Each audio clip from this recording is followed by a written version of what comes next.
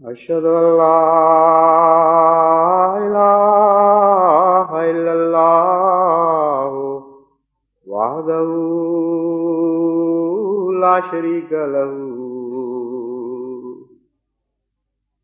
وأشهد أن محمدا عبده ورسوله أما بعد فأعوذ بالله من الشيطان الرجيم بسم الله الرحمن الرحيم الحمد لله رب العالمين الرحمن الرحيم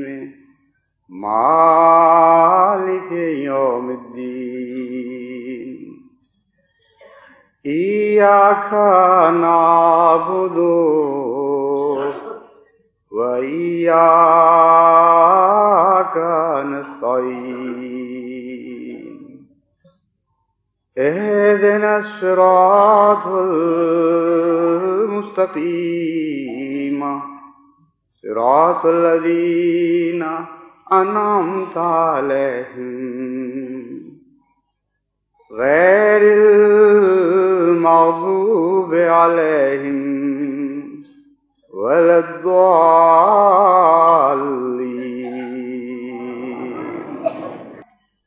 دنیا ہمیشہ سے مختلف وجوہات اور اسباب کی بنا پر باہم دیگر برسر پیکار رہی ہے، لیکن بعض زمانوں میں بعض خاص وقتوں میں یہ لڑائیاں بہت زیادہ شدت اختیار کر جاتی ہیں۔ آج ہم جس دور سے گزر رہے ہیں اس میں بھی انسان کے ساتھ جس شدت کے ساتھ برسر پیکار ہے اور جتنا مختلف وجوہات کی بنا پر انسان میں باہم لڑائی ہو رہی ہے، شاید کم دنیا میں ایسے مواقع آئے ہوں کہ جب لڑائی کی وجوہات بھی اتنی زیادہ ہو چکی ہوں اور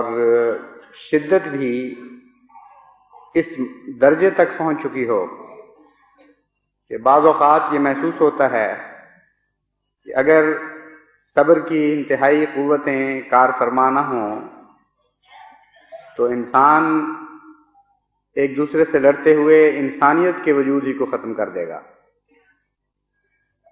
نہ صرف یہ کہ لڑائی کی وجوہات بڑھتی چلی جا رہی ہیں، بلکہ وہ ہتھیار جو انسان کو میسر آ چکے ہیں وہ خود اتنے قوی اور اتنے ہیبت ناک اور اتنے وسیع الاثر ہیں کہ کسی وقت بھی اگر وہ لڑائی کے میدانوں میں استعمال ہونے لگیں تو حقیقت یہ ہے کہ علاقوں کے علاقے زندگی کے وجود ہی سے خالی ہو جائیں گے۔ اور بہت سے مفکرین جو ان حالات کا جائزہ لیتے رہتے ہیں وہ اس بات پر متفق ہیں کہ اس وقت انسان کے درمیان ایک ہولناک عالمگیر جنگ کو روکنے کے لیے صرف ایک ہی وجہ باقی ہے، اور وہ ہتھیاروں کا ہولناک ہونا ہے۔ وہ اتنے خوفناک ہو چکے ہیں اور اتنی شدت اختیار کر چکے ہیں کہ اگر ان ہتھیاروں سے ایک دفعہ لڑائی چھڑ جائے تو تمام وہ لوگ جو ان ہتھیاروں کی کنہوں سے واقف ہیں اور ان کے اثرات کا کچھ تصور رکھتے ہیں وہ جانتے ہیں کہ وہ قومیں بھی تباہ ہو جائیں گی جو غالب آئیں اور وہ قومیں بھی تباہ ہو جائیں گی جو مغلوب ہوں، اور عملاً دونوں کے ہاتھ میں کچھ بھی باقی نہیں رہے گا۔ بس یہی ایک خوف ہے جو مانے ہے۔ ہیروشیما اور ناگاساکی کے قصے آپ نے سنے ہوں گے۔ ایک ایک بم ان شہروں پر ایسا گرا تھا جس نے تمام ان شہروں میں بسنے والوں کو صرف ہلاک نہیں کیا، بلکہ اس کے اثرات، ان بموں کے اثرات سے ارد گرد کے علاقوں میں بھی انتہائی ہولناک تباہیاں پھیلیں، اور سال ہا سال تک उन बमों के असरात से किस्म किस्म की खौफनाक बीमारियां और वबाएं फैलती रहीं। ये बम आम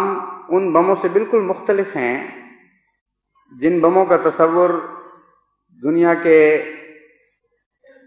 उन ममालिक में पाया जाता है जहां गैर मामूली तरक्की नहीं, मसलन पाकिस्तान और हिंदुस्तान वगैरह के इलाकों में। यहाँ अवामुन्नास समझते हैं कि बम से मुराद सिर्फ ये है कि एक धमाका हुआ और उसके नतीजे में कुछ इमारतें मुनहदम हुई और कहीं आग लग गई। जिन हथियारों का मैं जिक्र कर रहा हूं वो इनसे बिल्कुल मुख्तलिफ हैं। चुनाचे नागासाकी और हिरोशिमा में गिरने वाले बमों की हलाकत वहीं खत्म नहीं हो गई कि एक शहर का शहर भग से उड़ गया, बल्कि ऐसे रेडियाई असरात उन्होंने पीछे छोड़े जो ऐसी ना नजर आने वाली लहरों की सूरत में मौजूद रहे, जैसी आप रेडियो की लहरें देखते हैं या टेलीविजन की लहरें देखते हैं। आपको इल्म तो है कि वो लहरें मौजूद हैं, क्योंकि रेडियो और टेलीविजन के जरिए आप उनसे फायदा उठाते हैं, लेकिन सिर्फ बसीरत की आंख से देखते हैं, जाहिरी आंख से वो नजर नहीं आ रही होती। बस इसी किस्म की बाज लहरें इन नए बमों से निकलती हैं जो इंसानी जिंदगी को तबाह करने के लिए दो तरह से असरअंदाज होती हैं। एक तो बराह रास्त हलाकत, लेकिन एक उससे भी ज्यादा खौफनाक असर यह कि इंसान मरता भी नहीं और जिंदा भी नहीं रह सकता। बैन बैन हालत में इस तरह जिंदगी गुजारता है कि जिस तरह कैंसर का मरीज अपने इंतहाई खतरनाक आखिरी लम्हात में जिंदगी गुजारता है। इंसानी जिंदगी की कुना को ये लहरें तब्दील कर देती हैं, उन आखिरी मरकजी खुलियों पर हमलावर होती हैं जो जिंदगी के प्रोग्राम अपने अंदर रखते हैं। हकीकत यह है कि इंसानी जिंदगी का हर जर्रा अल्लाह ताला की तरफ से एक खास प्रोग्राम के ताबे काम कर रहा होता है। अरब हा अरब मालूमात उस जर्रे के अंदर अल्लाह ताला ने रखी छापी हुई हैं, और वो अंदरूनी निज़ाम जो है हदायत का, उसके मुताबिक वो काम करता है। तो ये लहरें उन जर्रों पर हमला आवर होती हैं और उस प्रोग्राम को तबाह कर देती हैं। नतीजतन जिंदगी का सारा नक्शा बदल जाता है। चुनाचे ऐसे लोग जो इन बमों के असरात से बाद में मुतअस्सर हुए, उनमें यह देखने में आया कि आंखें बजाय इसके कि जहां खुदा ने मुकर्रर फरमाई हैं वहां हो गए, उनकी आगे औलादों में किसी की पीठ पे आंख निकल आई, किसी के सर पर आंख निकल आई। इतने मकरू और बदहैत बच्चे पैदा हुए, उनको देखकर भी इंसान को घिन आती थी और खौफ महसूस करता था। तमाम जिंदगी का निजाम दरहम बरहम कर दिया उन लहरों ने, और बज़ाहिर उनके कोई असरात बाज लोगों पर नजर नहीं आ रहे थे। जैसा कि मैंने बयान किया है, ऐसे असरात भी जाहिर हुए जो अगली नस्ल में जाके जाहिर हुए, और नहायत किस्म के खौफनाक बच्चे पैदा होने शुरू हुए। तब इनको पता चला कि जो हथियार ईजाद हुए हैं उनका कितना खौफनाक असर इंसानी जिंदगी पर पड़ सकता है। जो मर गए वो तो इस दुनिया से गुजर गए, लेकिन जो बाकी बचे उन्होंने बहुत ही खौफनाक असरात इन बमों के देखे। बाजों के जिस्म गलने शुरू हुए, उनका कोई इलाज नहीं था। बाजों के बाल झड़ गए और नाखून गल गए, उनका कोई इलाज नहीं था। बाजों के जिगर तबाह हो गए, किसी की आंखें जाती रहीं। मुख्तलिफ अवारिज ऐसे इंसान को लग गए जिनका इलाज इंसान के बस में नहीं था, क्योंकि रेडियाई बीमारियों से जो असरात पैदा होते हैं वो ऐसे खौफनाक होते हैं कि इंसान दूसरे जराए से उनका इलाज करने की ताकत नहीं रखता। और ये एक बम जो हिरोशिमा का बम था, ये आज की दुनिया में एक किस्सा पारीना बन गया है। आज की दुनिया में जो न्यूट्रॉन बॉम्ब्स और हाइड्रोजन बॉम्ब्स इजाद हुए हैं वो इतने ताकतवर हैं कि एक शहर या दो शहर को तबाह करने का सवाल नहीं है। अब इस तरह गिनती की जाती है कि इंग्लिस्तान को तबाह करने के लिए कितने बमों की जरूरत है। चुनांचे इस सिलसिले में यह वाकया पता चलता है کہ انگلستان کے وزیر اعظم کی جب امریکہ کے صدر سے گفت و شنید ہوئی بموں کی ہلاکت کے متعلق، تو انگلستان کے وزیر اعظم کو مدد کرنے کے لیے ایک سائنٹسٹ جو ان باتوں کا واقف تھا وہ بھی ساتھ گیا تھا۔ اس نے وزیر اعظم امریکہ کے صدر سے یہ کہا کہ ان بموں کے دور میں آپ کا ملک تو بڑا وسیع ہے، اس کا کچھ نہ کچھ حصہ تو لازماً بچ جائے گا، مگر ہمارے ملک کا کیا بنے گا؟ کیونکہ ہم نے جو کیلکولیشنز کی ہیں اس کے مطابق سارے انگلستان کو ہمیشہ کے لیے صفحہ ہستی سے نابود کرنے کے لیے 3 یا 4 بموں کی ضرورت ہے۔ ایک شہر کا سوال نہیں ہے، پورا ملک کروڑوں کی آبادی پر مشتمل، جس کے ایک سرے سے دوسرے سرے تک قریباً 1500-1600 میل کا فاصلہ بنتا ہے۔ اس سائنٹسٹ نے کہا کہ میرے نزدیک 3 یا 4 بم کافی ہوں گے، اور پھر اس نے انگریزی میں یہ کہا کہ to be on the safe side at most 7 would be enough. Safe side کا محاورہ بڑے دلچسپ رنگ میں اس نے استعمال کیا کہ اگر محفوظ اندازہ کرنا ہو تو زیادہ سے زیادہ 7 بموں کی ضرورت پیش آئے گی، اس سے زیادہ پیش نہیں آ سکتی۔ تو یہ امر واقعہ ہے کہ یہ بم ہماری دنیا میں بسنے والوں کے عام انسان کے تصور کی حدود سے بہت زیادہ تجاوز کر چکے ہیں، اور ایسے 2 یا 4 یا 5 بم تیار نہیں ہوئے، ہزارہ کی تعداد میں ایسے بم تیار ہو رہے ہیں، اور دونوں قومیں بڑے بڑے ملک جو 2 حصوں میں بٹے ہوئے ہیں وہ ایک دوسرے کے نشانے بنائے بیٹھے ہیں، اور وہ نشانے اس نوعیت کے ہیں کہ اگر اچانک ایک بلاک یعنی رشین بلاک مثلا امریکن بلاک پر حملہ آور ہوتا ہے تو امریکن بلاک کے مقابلے کے بم اس بات کا انتظار نہیں کریں گے کہ ان کو کوئی حکم دے کہ وہ چل پڑیں تو وہ چلیں، کیونکہ اگر ایسا ہو تو ہر وہ ملک جو پہل کرتا ہے وہ لازماً جیت جائے گا۔ مثلا اگر روس پہل کرتا ہے اور امریکہ پر اپنے بموں کو آرڈر دے دیتا ہے چلنے کا، تو امریکہ تباہ ہو جائے گا، وہاں ان امریکہ کے بموں کو چلانے کے لیے آرڈر کہاں سے آئے گا؟ یعنی اگر وائٹ ہاؤس ہی سارا ڈسٹرائے ہو جائے اور وہ لوگ جو فیصلوں کے مجاز ہیں وہ اچانک صفحہ ہستی سے مٹ جائیں تو آرڈر کون دے گا کہ جنگ شروع ہونی ہے اور تم لوگ جوابی حملہ کرو؟ اس لیے نیا سسٹم یہ رکھا گیا ہے کہ سمندر میں مختلف علاقوں میں ایسے میسائلز ہر وقت تیار بیٹھے رہتے ہیں، آبدوز کشتیوں میں، زیر زمین علاقوں میں، پہاڑوں میں چھپے ہوئے، کہ جن کو آرڈر یہ ہے کہ اگر تمہیں رکنے کا آرڈر نہ ملے تو تم نے چل پڑنا ہے۔ ہوائی جہاز ہر وقت ایک دوسرے کی طرف حرکت کر رہے ہیں، اور ان کو آرڈر یہ ہے کہ اگر تمہیں یہ آرڈر نہ ملے کہ تم نے رکے رہنا ہے تو یہ بم چل پڑیں گے۔ چنانچہ جب وہ علاقے جہاں سے یہ آرڈر جاری ہو رہے ہیں ہر وقت کمپیوٹرز کے ذریعے اور دوسرے ذرائع سے کہ بموں نے نہیں چلنا نہیں چلنا نہیں چلنا، اگر وہ کمپیوٹر خراب ہو جائیں یا اچانک ہلاک کر دیے جائیں وہ علاقے، تو یہ سارے بم از خود چل پڑیں گے، ان کو کوئی روکنے والا نہیں ہے۔ اس لیے حملہ آور ملک کو بھی یہ یقین ہو چکا ہے اگر وہ ارادہ کرے حملہ کرنے کا کہ اگر میں پہل بھی لے کر جاؤں اور اچانک پن کے سارے فوائد مجھے حاصل ہو جائیں، یعنی سرپرائز جس کو کہتے ہیں، تب بھی میرے خلاف اتنے بم ضرور چل پڑیں گے کہ ہمارے ملک کا اکثر حصہ بھی تباہ و برباد ہو جائے گا۔ یہ وہ خوف ہے جس خوف نے اس وقت جنگ کو روکا ہوا ہے، کیونکہ دونوں طرف کا خوف برابر ہے، لیکن دونوں ممالک یہ کوشش کر رہے ہیں کہ ایک دوسرے پر نئی ایجادات میں کوئی ایسی پہل کر جائیں، کوئی ایسی حیرت انگیز ایجاد کر جائیں کہ جس کے نتیجے میں انہیں دوسرے پر نمایاں فوقیت حاصل ہو جائے۔ یعنی لڑائی میں اگر پہل کریں تو یہ یقینی ہو کہ وہ جواباً تباہ و برباد نہیں کیے جائیں گے۔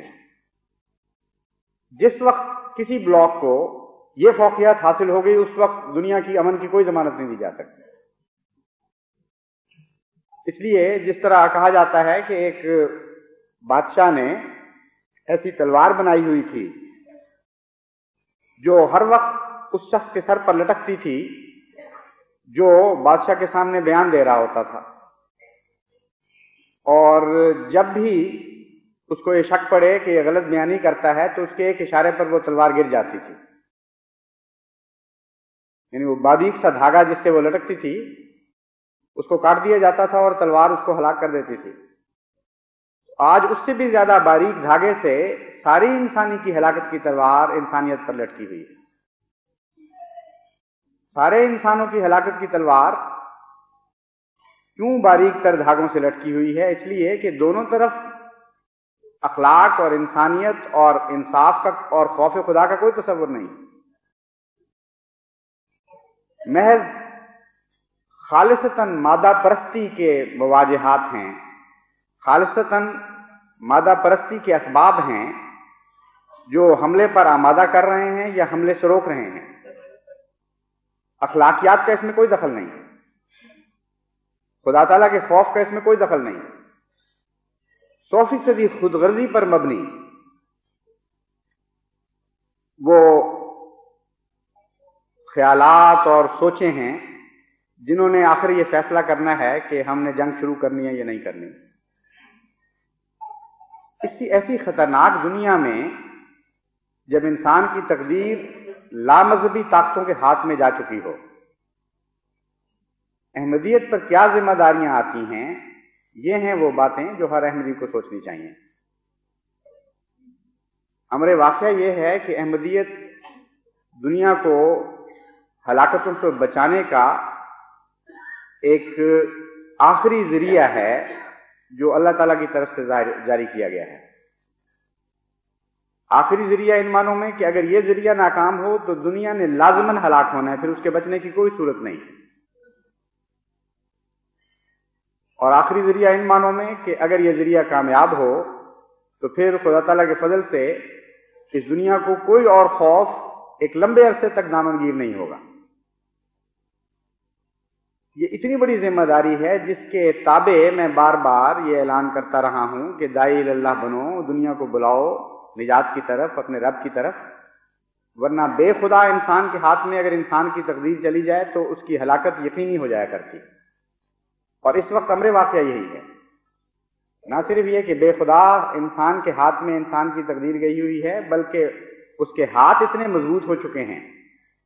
اور ان میں ایسے خوفناک ہتھیار آ چکے ہیں کہ وہ جب بھی چاہے تمام انسان کو دنیا میں ہلاک کر سکتا ہے۔ یہی وجہ ہے کہ آئنسٹائن سے جب پوچھا گیا تھا کہ تم بتاؤ کہ دنیا میں چوتھی جنگ کن ہتھیاروں سے لڑی جائے گی، تیسری جنگ کن ہتھیاروں سے لڑی جائے گی، یہ دوسری جنگ عظیم کے بعد کا واقعہ ہے۔ تو آئنسٹائن نے یہ جواب دیا تھا کہ تیسری جنگ کے ہتھیاروں کے متعلق تو میں کچھ نہیں کہوں گا، لیکن یہ میں بتا دیتا ہوں کہ چوتھی جنگ ڈنڈوں اور پتھروں سے لڑی جائے گی۔ مطلب یہ تھا کہ تیسری جنگ کے ہتھیار اتنے خوفناک ہو چکے ہوں گے کہ انسان نہ صرف بحیثیت انسان اس دنیا سے تقریباً مٹ چکا ہوگا، بلکہ اس کی تمام سائنسی ترقیات، تمام ماحصل، تمام تہذیب، ہر چیز فنا ہو چکی ہوگی۔ جو لوگ بچیں گے وہ شاید پتھر کے زمانے کے کچھ لوگ غاروں میں، کچھ پہاڑوں میں بسنے والے بچ جائیں، اور ان کی لڑائی اگر ہوئی تو وہ تو پتھروں اور ڈنڈوں سے ہی ہوگی، کیونکہ اس سے زیادہ ان کو ہماری تہذیب سے کچھ بھی حاصل نہیں ہوگا،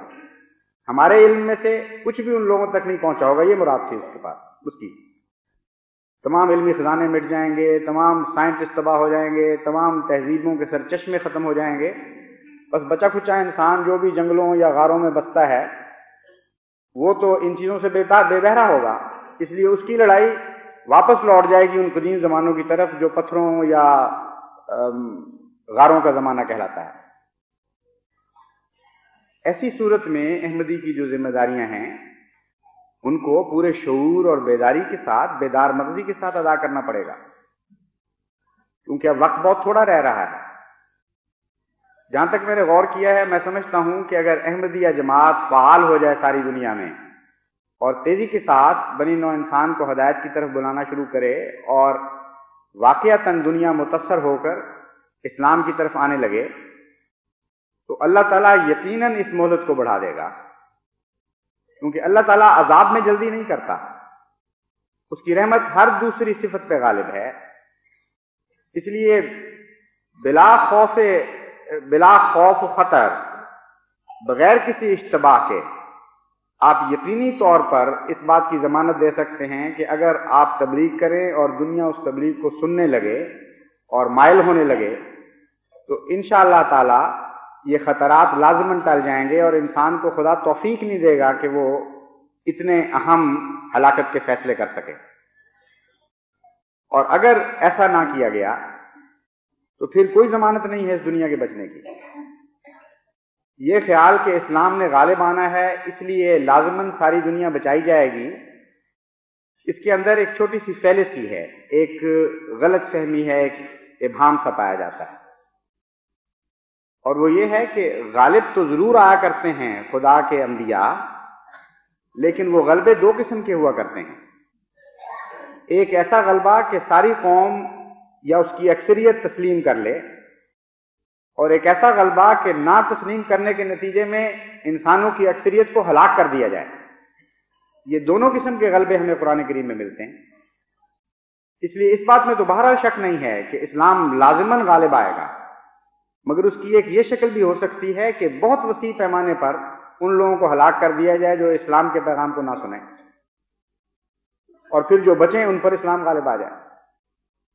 تو سوال یہ ہے کہ ہم نے اپنے لیے کون سا غلبہ پسند کرنا ہے؟ وہ غلبہ جو کم سے کم ہلاکت کے نتیجے میں حاصل ہوتا ہے، یا وہ غلبہ جو زیادہ سے زیادہ ہلاکت کے نتیجے میں حاصل ہوتا ہے؟ اگر تو حضرت نوح ہمارے امام ہوتے تو پھر یہ دوسرا غلبہ بھی ہمیں مل جاتا تو کوئی بعید نہیں تھا، کوئی تعجب کی بات نہیں تھی. مگر ہمارے امام تو حضرت محمد مصطفیٰ صلی اللہ علیہ وآلہ وسلم ہیں، جن کے غلبے میں کم سے کم جانی اطلاق ہوا ہے. لوگ جو الزام لگاتے ہیں حضور صلی اللہ علیہ وآلہ وسلم پر جبر کا، اگر وہ تاریخ کے حقائق کو یکجا کر کے دیکھیں تو اس بات پر حیران رہ جائیں گے کہ تمام انسانی تاریخ میں کبھی دنیا میں کسی انسان کو اتنا عظیم غلبہ اتنی کم جانی قربانی کے نتیجے میں حاصل نہیں ہوا جتنا حضرت محمد مصطفیٰ صلی اللہ علیہ وآلہ وسلم کو حاصل ہوا. عرب کے غلبے کی جانوں کی تلفی آپ گن کر دیکھ لیجئے، سینکڑوں سے زیادہ نہیں بنے گی. یعنی حضرت صلی اللہ علیہ وآلہ وسلم کو جو غلبہ نصیب ہوا اس میں شہادتیں بھی اور دشمنوں کا قتل بھی شامل کر لیا جائے تو تمام جنگوں کا نقصان سینکڑوں سے آگے نہیں بڑھتا. اور بڑی بڑی قوموں کو جو فتح کیا گیا ہے اس میں بھی انتہائی معمولی قربانی کے نتیجے میں عظیم الشان فتوحات نصیب ہوئی ہیں. تو ہمارے لیے جو مقصد حیات مقرر کیا گیا ہے وہ تو حضرت محمد مصطفیٰ صلی اللہ علیہ وآلہ وسلم کی پیروی ہے اور آپ کے نمونے کا انقلاب برپا کرنا ہے. اس لیے ہلاکتوں والا انقلاب تو ہمیں سجتا نہیں، ہمیں تو ویسا انقلاب چاہیے جو حضرت صلی اللہ علیہ وآلہ وسلم نے اپنے زمانے میں کر کے دکھایا. اس کے لیے ضرورت ہے کہ ہم غیر معمولی بیداری کے ساتھ دنیا میں کام شروع کریں. جو وقت کھویا جا چکا ہے وہ تو کھویا جا چکا، لیکن جو وقت ہمارے سامنے کھڑا ہے اس کا ایک ایک لمحہ ہمیں استعمال کرنا ہوگا. اور وہ اسی صورت میں ممکن ہے کہ ہر احمدی بلا استثناء مبلغ بنے. وہ گئے وقت کہ جب چند مبلغین کے اوپر انحصار کیا جاتا تھا. اب تو بچوں کو بھی مبلغ بننا پڑے گا، بوڑھوں کو بھی مبلغ بننا پڑے گا، بستر پر لیٹے ہوئے بیماروں کو بھی مبلغ بننا پڑے گا. وہ اور کچھ نہیں تو دعاؤں کے ذریعے تبلیغ کر سکتے ہیں. دن رات اللہ تعالیٰ سے گریہ ازاری کر سکتے ہیں کہ اے خدا ہمیں طاقت نہیں ہے ہم پھر سکیں چل سکیں، ہم بستر پہ لیٹے لیٹے تجھ سے دعائیں کرتے ہیں، تو دلوں کو بدل دے. بس یہ وہ جذبہ ہے جس کے ساتھ ہم اگر اپنی ذمہ داری کو سمجھ لیں تو مجھے 100% یقین ہے کہ دنیا کی ہلاکت کی تقدیر ٹل سکتی ہے. بعد کے مورخین بہت سی وجوہات نکالیں گے. کوئی کہے گا کہ فلاں امریکہ کے صدر نے فلاں حکمت کا کام کیا اس لیے دنیا ہلاکت سے بچ گئی، اور کوئی یہ سوچے گا کہ روس کے صدر نے فلاں حکمت کا کام کیا یا فلاں صبر کا نمونہ دکھایا اس لیے دنیا ہلاکت سے بچ گئی. کوئی بعد میں آنے والے سوچیں گے کہ اہل یورپ کو اللہ تعالیٰ نے دانش عطا فرمائی تھی اور ان کی حکمتوں کے نتیجے میں دونوں بلاک سمجھ گئے، روس بھی سمجھ گیا اور امریکہ بھی سمجھ گیا اور لڑائی ٹل گئی. اور بعض یہ سوچیں گے کہ شاید چین کی طاقت جو ڈیولپ ہو رہی تھی اس نے ایک ایسا رول پلے کیا، ایسا کردار ادا کیا کہ اس کے نتیجے میں دنیا ہلاکت سے بچ گئی۔ لیکن خدا کی تقدیر جانتی ہوگی، اور بعد کے آنے والا انسان بھی اس بات کی گواہی دے گا کہ دنیا کی ہلاکت صرف اس بات پر، اس باریک دھاگے پر لٹکی ہوئی تھی کہ وہ احمدیت یعنی حقیقی اسلام کی طرف توجہ کرتی ہے کہ نہیں۔ احمدی بیدار ہوئے، ان کو بشدت اس بات کا احساس پیدا ہوا کہ آج دنیا کے ہلاک ہونے یا نہ ہلاک ہونے کا فیصلہ اس بات پر ہوگا کہ ہم کیا کر رہے ہیں۔ چنانچہ وہ بیدار ہوئے اور انہوں نے توجہ کی اور دعائیں کی اور گریہ ازاری سے کام لیا اور نیک اعمال کیے اور دنیا کو خدا کی طرف بلایا، اور محض اس وجہ سے دنیا ہلاکت سے بچائی گئی۔ یہ وہ فیصلہ ہے تقدیر کا جو درست ہوگا، اس کے سوا اور کوئی طریق نہیں ہے انسان کے بچنے کا۔ اور بعد میں آنے والا جو دیر سے آئے گا وہ یہی سوچے گا اور یہی سمجھے گا کہ حقیقت میں دنیا کی نجات احمدیت پر منحصر تھی، اور احمدیوں نے اپنے فرض کو ادا کیا اور اللہ کے فضل سے دنیا کو بچا لیا۔ اس لیے بڑی سنجیدگی کے ساتھ میں بار بار آپ کو توجہ دلا رہا ہوں، داعی اللہ بننے کے لیے کچھ ذمہ داریاں ہیں، کچھ فرائض ہیں۔ کس طرح کامیاب طریق پر آپ کو داعی بننا چاہیے، کون سی باتیں کرنی چاہیے، کون سی نہیں کرنی چاہیے، اس سلسلے میں انشاءاللہ تعالی میں چند باتیں اگلے خطبے میں آپ کے سامنے رکھوں گا۔ اس وقت صرف یہ کہہ کر اس بات کو ختم کرتا ہوں کہ جو ذمہ داری میں نے اللہ تعالیٰ کے منشاء کے مطابق آپ سب پر ڈالی ہے، اور توقع رکھتا ہوں کہ ہر احمدی اس ذمہ داری کو پوری توجہ کے ساتھ اور انہماک کے ساتھ اور خلوص کے ساتھ قبول کرے گا، اس سلسلے میں ساری جماعت کو خصوصیت سے دعا کرنی چاہیے۔ یہ میرے ساری زندگی کا تجربہ ہے کہ جب بھی دعا سے غفلت ہوئی ہے کام نہیں بنے، جب بھی دعا کی طرف توجہ پیدا ہوئی ہے بظاہر مشکل اور ناممکن کام بھی بن گئے ہیں۔ بس اس وقت جو میں نظر حالت دیکھ رہا ہوں، یہ اتنا مشکل کام مجھے نظر آ رہا ہے کہ ہر احمدی مبلغ بن جائے کہ یوں معلوم ہوتا ہے جیسے میں ایک ناممکن بات کہہ رہا ہوں، لیکن ساتھ ہی یہ یقین بھی رکھتا ہوں کہ اگر میں نے دعاؤں میں کمی نہ کی اور جماعت نے دعاؤں میں کمی نہ کی تو یہ ناممکن کام ضرور ممکن ہو جائے گا۔ غیر ممکن کو یہ ممکن سے بدل دیتی ہے۔ اے میرے فلسفی و زور دعا دیکھو تو، یہ حضرت مسلم موعود کا جو کلام ہے، اس کی سچائی کو بارہا جماعت مشاہدہ کر چکی ہے۔ اس لیے ہر احمدی اس بات سے بہرحال آغاز کر دے اپنی تبلیغ کا کہ فوری طور پر سنجیدگی کے ساتھ روزانہ 5 وقت دعا کا یہ لازمی حصہ بنا لے کہ اے خدا ہمیں توفیق عطا فرما کہ ہم ان ذمہ داریوں کو ادا کر سکیں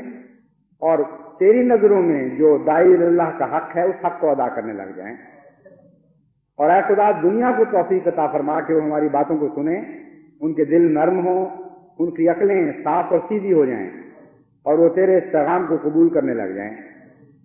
اور یہ دعا کریں کہ اللہ تعالیٰ نئے آنے والوں کو حوصلے دے، ان کو طاقت بخشے کہ وہ مخالفتیں برداشت کر کے بھی حق کو قبول کریں، اور ان کو برکتیں دے اور ان سے پیار کا سلوک فرمائے تاکہ وہ دوسروں کے لیے بھی نیک نمونہ بن جائیں۔ اور یہ بھی دعائیں کریں روزانہ بلا ناغہ کہ اے خدا ہر احمدی جو نیا بنتا ہو وہ بھی داعی اللہ بنے، وہ بھی مبلغ احمدی بن رہا ہو، اور ایک لامتناہی سلسلہ شروع ہو جائے پھول جھڑی کا سا، ایک شمع روشن ہو تو وہ دوسری شمعوں کو روشن کرتے چلا جائے۔ اس نظام کے قیام کے لیے، اس سلسلے کے جاری ہونے کے لیے اگر ساری جماعت نے دعائیں شروع کر دیں تو پھر آپ دیکھیں کہ دیکھتے دیکھتے خدا تعالیٰ کے فضل سے کتنے عظیم الشان انقلاب دنیا میں برپا ہونے لگ جائیں گے۔ بس اس آخری بات پر میں اس خطاب کو ختم کرتا ہوں۔ دعا پر بہت زور دیں، دعا پر بہت زور دیں، کیونکہ حضرت مسیح موعود علیہ الصلوۃ والسلام کی تعلیم کا خلاصہ یہ ہے کہ اول بھی دعا ہے، آخر بھی دعا ہے۔ داعی اللہ بننا ہے تو اللہ سے مدد مانگے بغیر کس طرح داعی اللہ بن جائیں گے؟ جس کی طرف بلانا چاہتے ہیں اس سے محبت اور پیار کیے بغیر اس کی طرف کیسے بلائیں گے؟ لیکن ان باتوں سے متعلق مزید انشاءاللہ چند گزارشات میں آئندہ خطبے میں کروں گا. اللہ تعالیٰ ہمیں توفیق عطا فرمائے کہ دعائیں بہت کریں اور دل کے ساتھ کریں اور مقبول دعائیں کریں اور ان کے نیک اثرات ہم دیکھیں اور ہمارے طبیعت میں بشاشت پیدا ہو جائے اور مایوسی ختم ہو جائے اور یقین دلوں میں پیدا ہو جائے, ایک عظمت کردار کا احساس پیدا ہو, ہم جاننے لگیں کہ ہم مختلف ہیں دنیا میں, عام لوگوں سے ایک الگ مخلوق ہیں اور خدا والے ہیں اور خدا کی طرف یقین کے ساتھ بلانے والے ہیں. یہ احساسات ہیں جو دعا کے نتیجے میں بیدار ہوتے ہیں اور اس کے نتیجے میں پھر آگے تبلیغ کامیاب ہوا کرتی ہے.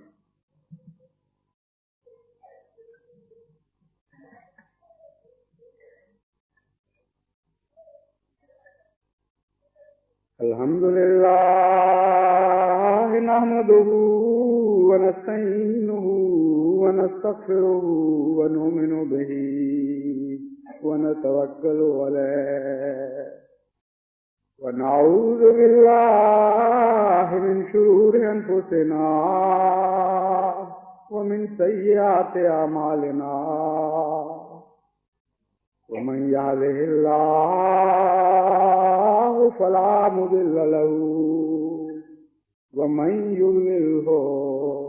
فلا هادي له ونشهد أن لا إله إلا الله وحده لا شريك له ونشهد أن محمدا عبده ورسوله. عباد الله رحمكم الله إن الله يأمر بالعدل والإحسان وإيتاء ذي القربى وينهى عن الفحشاء والمنكر والبغي يعظكم لعلكم تذكرون.